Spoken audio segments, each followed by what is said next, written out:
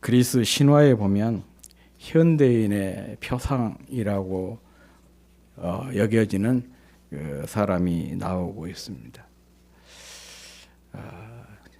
전설에 의하면은 바로 그 사람이 그 고린도, 우리 성경에도 나오죠. 고린도라고 하는 도시의 최초의 건설자라고 하는 그 시지포스라고 하는 사람입니다. 굉장히 그 지혜로운 사람이었다고 그래요. 그런데 그에게 야망이 너무 컸어요. 어떤 야망을 가지고 있었느냐? 신들처럼 불멸의 삶을 살고 싶은 그런 야망이 있어서 신들을 속이기까지 했던 그런 인물이 시지포스라고 그래요. 그래서 이런 신들까지 속여가면서 불멸의 삶을 꾀하니까 올림푸스의 신들의 제왕이었던 제우스가 의 분노를 사서 영원한 형벌을 받게 됩니다. 그 형벌의 내용이 뭐냐? 그림에 나온 대로 거대한 바위를 산 정상까지 밀고 올라가는 거예요. 그런데 그 산 정상이 너무 뾰족해 가지고 저 큰 돌을 정상에 딱 세워놓으면 반대편으로 굴러 떨어진 거예요. 그러면 다시 내려와 가지고 그것을 또 밀고 올라가고 또 이쪽으로 세워놓으면 저쪽으로 넘어가고, 그래서 평생 동안 돌을 높은 산 정상으로 굴러 올려야 되는 그런 형벌을 받은 인물로 그리스 신화에 나오고 있습니다. 우리 인생이 이와 같다는 것이죠. 죽을 때까지 끝나지 않는 반복적으로 거대한 바위와의 싸움이 소위 말하면 인생이라는 것입니다. 그 바위가 무엇이냐? 그것은 곧 우리가 살아가면서 감당해야 될 짐입니다. 그래서 사람마다 누구나 사람마다 참 그 인생의 짐들이 많이 있잖아요. 저 사람은 참 너무 평안해가지고 또 행복해서 짐이 하나도 없을 것 같다, 그렇게 생각이 들어도 그 사람 면면도 따져놓고 보면 참 감당하기 힘든 그런 짐들이 있습니다. 사실 우리 인생 자체가 짐이에요. 가난도 짐이고 질병도 짐이고 건강도 짐입니다. 만남도 짐이고 헤어짐도 짐이고 미움도 짐이고 또 사랑도 짐입니다. 우리가 그렇게 사랑하는 가족도 짐이고 자녀들도 짐이고 부모도 짐입니다. 뿐만 아니라 우리가 이렇게 신앙생활하는 것도 짐이고 교회에서 맡은 여러 가지 사역이나 직분도 짐입니다. 심지어는 예배도 짐이에요.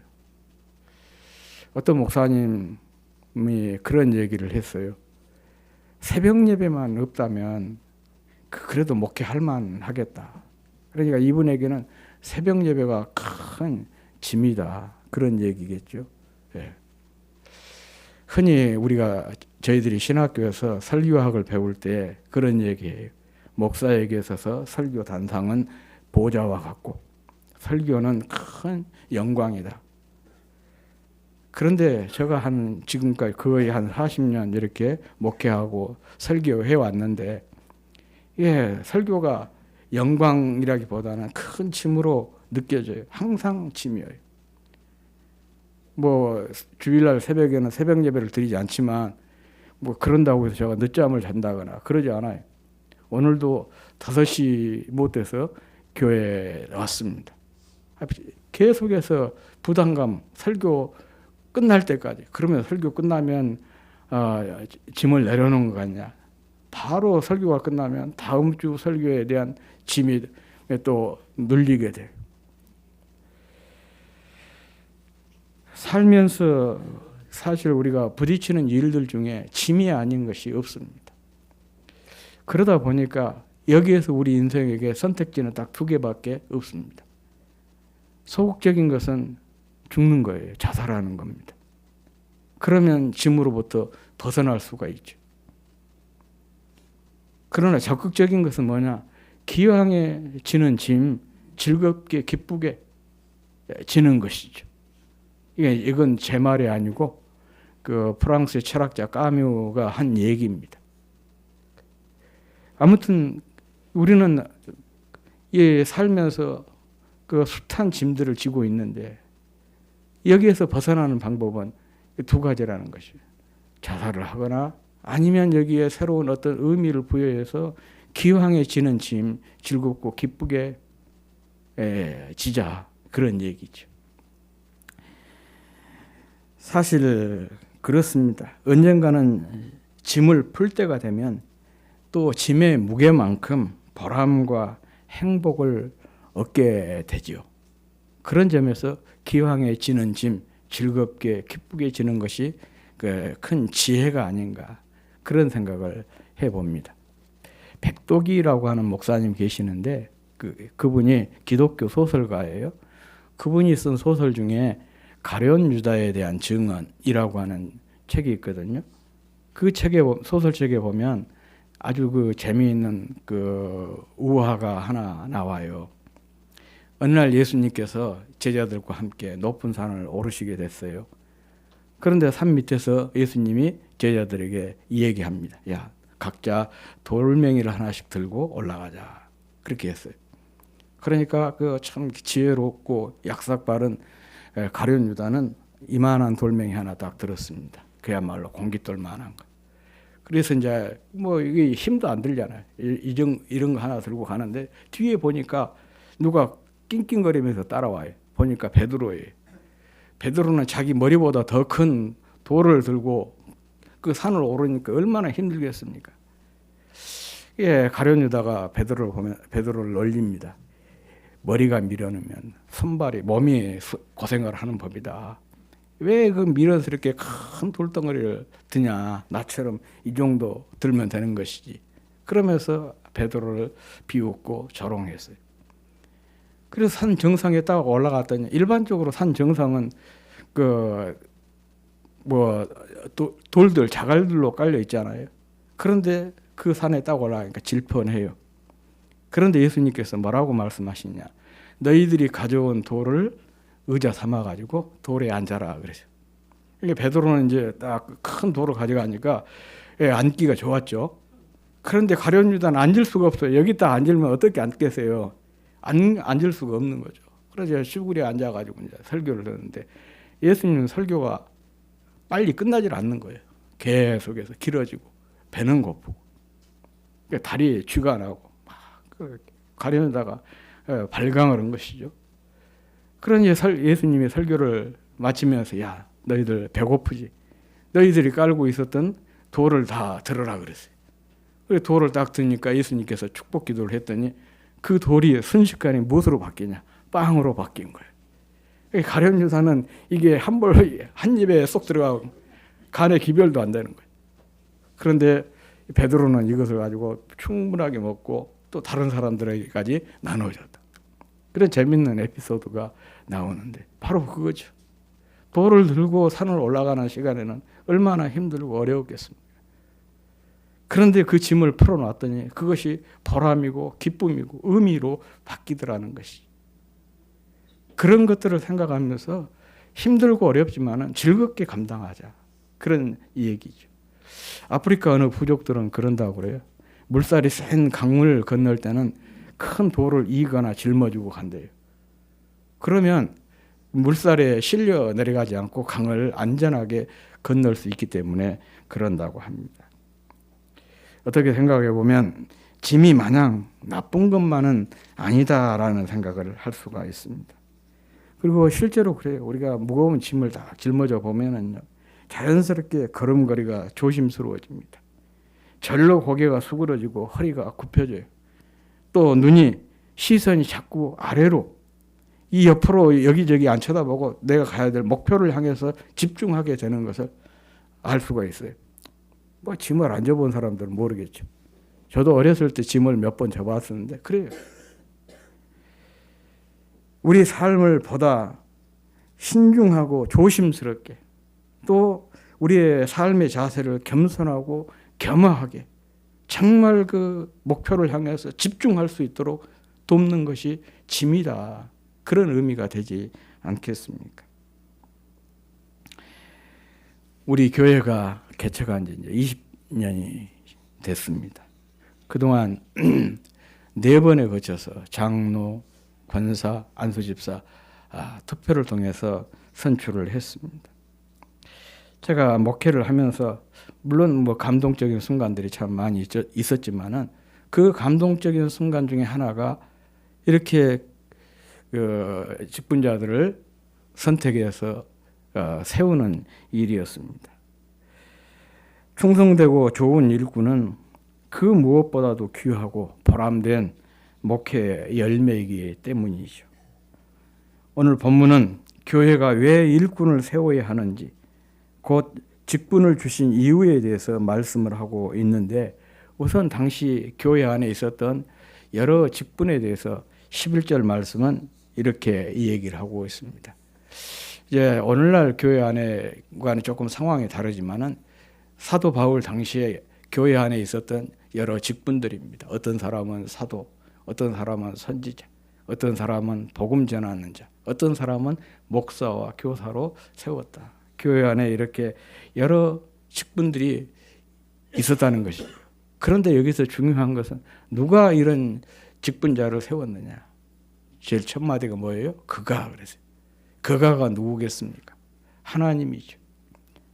우리를 구원하신 예수 그리스도 아니겠습니까? 우리를 직분자로 세우신 이가 하나님이에요. 이 말은 굉장히 중요한 의미잖아요.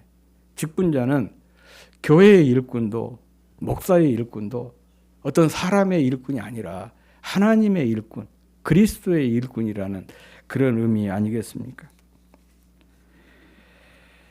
그리고 이어서 직분을 주신 이유를 혹은 일꾼을 세우신 이유를 12절에서 말씀을 하고 있습니다. 같이 읽어보겠습니다. 시작.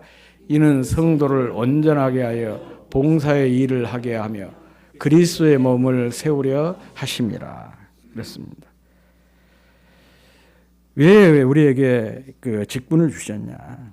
일꾼을 세우신 이유가 뭐냐? 첫 번째가 성도를 온전하게 하여라고 말씀을 하고 있습니다. 온전하게라고 하는 단어의 사전적인 의미는 준비, 능력, 자질, 장비, 훈련 이런 뜻을 가지고 있는데 이 단어가 신약 성경에서 딱 오늘 이 본문 12절에 단 한 번 나오고 있습니다. 그런데 이 온전하다라고 하는 말의 본래적인 의미는 이런 뜻이에요. 뼈가 부서지거나 위골이 된 것을 올바르게 맞추는 것. 그물이 찢어졌는데 찢어진 그물을 다 깁는 것. 그것을 가리켜서 온전하다. 그런 얘기, 그런 의미입니다. 다시 말하면 언제든지 사용하기 편리하도록 잘 준비하고 구비하는 것입니다. 그래서 영어 성경을 보면 이 온전하게 우리 성경은 조금 그 두루뭉실하고 또 의미가 모호하게 번역이 되어 있지만은 영어 성경에서는 분명하게 이렇게 번역을 해놨어요. equip이라고 하는 단어로 그 번역을 해놨어요. equip이라고 하는 단어의 의미가 뭐냐? 구비하다, 준비하다, 뭐 그런 의미거든요. 뼈가 부러지거나 위골이 되면 또 그물이 찢어져 있으면 제 기능을 발휘할 수가 없습니다. 목적한 바를 이룰 수가 없어요. 우리 그 박 장로님이 기타를 굉장히 잘 치거든요.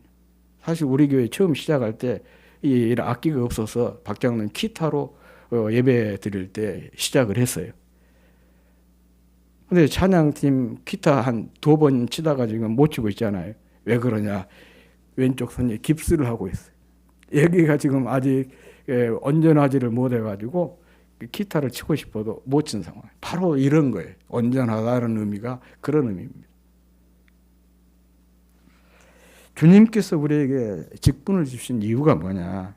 먼저는 주님께서 사용하시기에 쓰시기에 편리하도록 내 자신을 잘 준비시키는 것이고, 더 나아가서 내 자신뿐만 아니라 또 다른 사람들을 주님을 위해서 충성스럽게 쓰임 받을 수 있도록 다른 사람들을 준비시키는 것. 이것이 바로 첫 번째 목적이다. 그런 얘기입니다. 그리고 두 번째는 봉사의 일을 하기 위함입니다. 봉사의 일을 하게 하며에 해당되는 헬라어 단어가 목적의 의미를 가지고 있는 전치사 에이스라고 하는 전치사가 여기에 를 사용하고 있습니다. 이것은 성도를 온전케 하는 목적이 무엇인지를 분명하게 가르쳐주는 그런 말씀인 것이죠. 다시 말하면 우리에게 직분을 주신 이유가 뭐냐. 주님의 몸인 교회를 섬기도록 봉사하도록 하기 위함이라는 것입니다. 그러니까 직분은 자기 만족이나 자기 성취의 수단이 아니라는 거예요. 계급이나 권력을 휘두르는 도구가 아니다. 그런 뜻입니다. 아직도 많은 사람들이 교회의 직분을 하나의 직위로 생각을 하시는 분들이 있어요. 그런데 교회의 직분은 직위가 아니고 그야말로 섬김과 봉사예요. 서열이 아니라 그런 얘기죠. 마치 장로님이 제일 높고 그 다음에 안수 집사님, 권사님 그리고 이렇게 생각을 하는 분들이 왕왕 있어요. 절대로 그렇지 않습니다. 물론 장로님, 안수 집사님, 권사님 이런 분들은 교회 생활을 오래 하신 분들이고 또 그만큼 또 신앙도 다른 분들에 비해서 탁월할 수 있고 섬김도 탁월하고 그런 점에서 존중하고 그런 것이지 장로기 때문에 안수 집사기 때문에 권사기 때문에 존중하고 그런 것이 아니다. 그런 얘기예요. 봉사와 섬김을 헬라어로 디아코니아라고 얘기를 합니다. 그러나 참 이 단어가 굉장히 의미가 있어요. 바로 이 단어에서 집사라고 하는 그 단어가 나왔거든요. 이 단어는 디아라고 하는 그 전치사와 코니아라고 하는 명사가 이렇게 합쳐진 합성어인데 무엇을 통하여라는 뜻의 디아와 먼지를 뜻하는 코니아가 그래서 먼지를 통해서라는 그런 의미입니다. 이게 이제 직역을 하면 그렇다는 것이죠. 바로 이 단어에서 어떤 의미가 나왔냐 그러면 먼지를 턴다 혹은 먼지가 나도록 뛰어다닌다 그런 의미가 나온 거예요. 이 단어만 딱 들어도 섬긴다는 것이 봉사가 무엇인지 금방 알아차릴 수가 있습니다. 먼지가 나도록 뛰어다니면서 먼지를 털고 청소하는 사람이 섬기는 사람이다. 봉사자다. 그런 얘기입니다. 더러운 것을 이렇게 치우는 사람이 직분자이고 또 섬기는 사람이다. 그런 얘기입니다. 이렇게 먼지가 나도록 뛰어다니면서 청소를 하고 더러운 것을 치우는 이런 삶을 살기 위해서는 어떻게 해야 되느냐. 정말 자기 자신을 먼지로 생각하는 사람. 이렇게 자신을 작은 사람으로 여기는 겸손한 사람이어야 이 일을 감당할 수가 있는 것입니다. 교회에서 직분자가 이런 사람이고 이런 일을 하는 사람이 바로 직분자인 거예요. 많은 사람들 중에 그렇게 이 얘기를 한 사람들, 이 얘기를 제가 가끔 들어요. 그 교회 가는데 장로님, 집사님, 권사님들 때문에 교회 다니기 싫더라. 그게 막 벼슬인 것처럼 너무 목대를 세우고 다니더라. 그게 너무 안 좋아가지고 참 교회 가기가 싫다. 그런 얘기를 하신 분의 이 얘기를 제가 들은 적이 있습니다. 왜 그런 현상이 일어나느냐? 이 직분이 섬기는 것이라는 것을 잊고 살기 때문에 그런 거예요. 정말 먼지를 터는 사람이고 더러운 것을 이렇게 소지하는 사람이 직분자라는 그리고 자기가 먼지와 같은 존재이고 정말 그렇게 자신을 겸손하게 낮춰야만이 이 직을 제대로 감당할 수 있다는 사실을 망각하고 살기 때문에 그런 거예요. 우리가 이 점을 깊이 새겼으면 좋겠습니다. 정말 우리가 섬기는 일에 잘 감당하기 위해서는 자신을 준비하고 또한 다른 사람을 준비시키는 것입니다. 그것을 자신을 준비하고 준비시키는 일에 있어서 가장 중요한 것이 바로 이거예요. 정말 먼지와 같은 사람이다. 그렇게 자기 자신을 낮추고 겸허하게 낮추는 그 일부터 시작을 하는 것이 좋은 그 직분자로 쓰임을 받는 비결입니다. 그리고 본인이 그렇게 겸손하게 섬기면 주변 사람들도 자연스럽게 그렇게 물이 들게 되는 거예요. 세 번째는 그리스도의 몸을 세우기 위함이라고 했습니다. 성도를 온전하게 한 이유가 봉사와 섬김의 일을 하기 위한 것이었는데, 이 봉사와 섬김의 일을 한 이유가 뭐냐?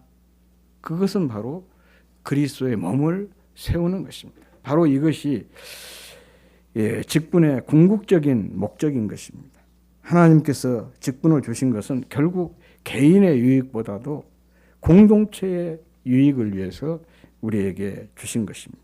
그러므로 모든 직분자가 하나같이 주님의 몸을 세울 때 교회는 활력을 얻게 되고 건강하게 부흥하는 교회가 될 것입니다.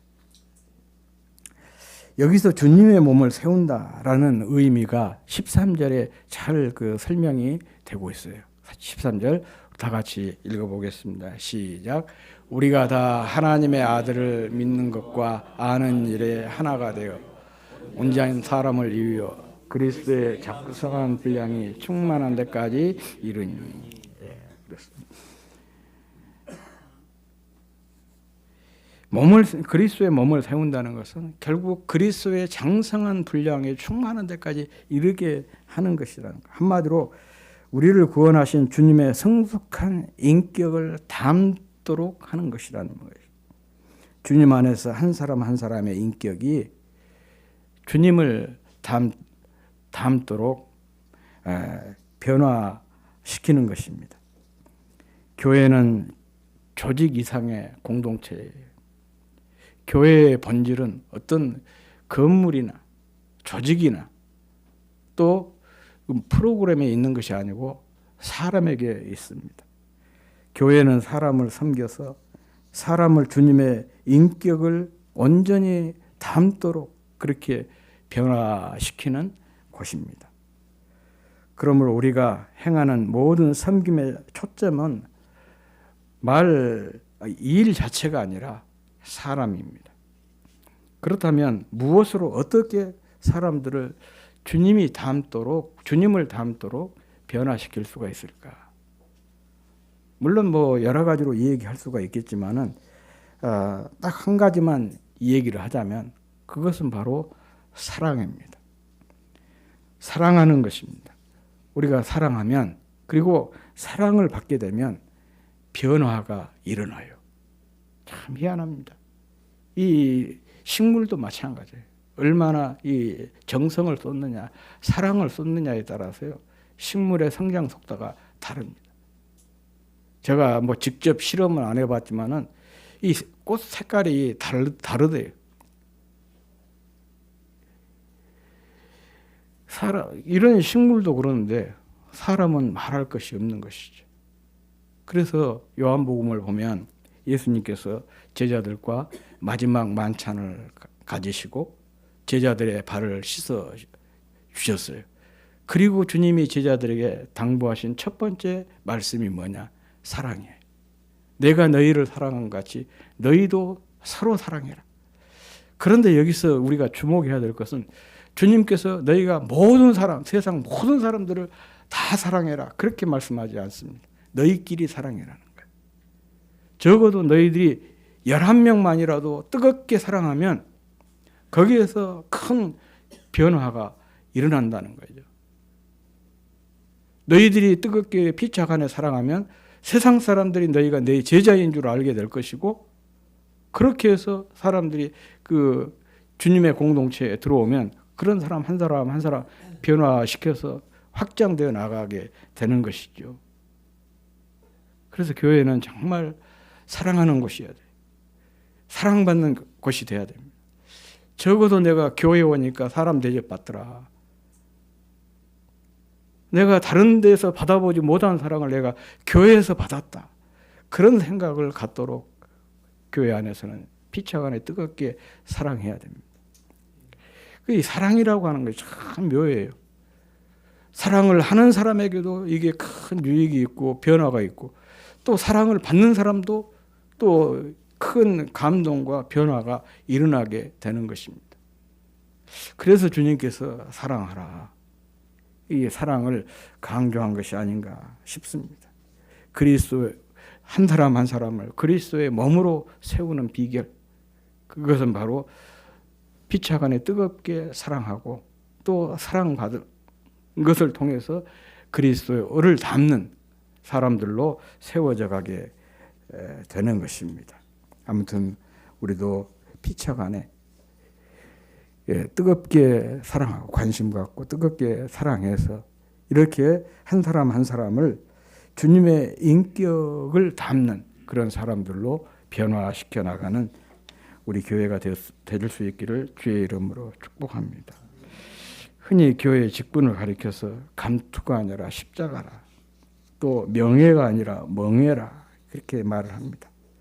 다른 말로 표현하면 짐이라, 그런 뜻이죠.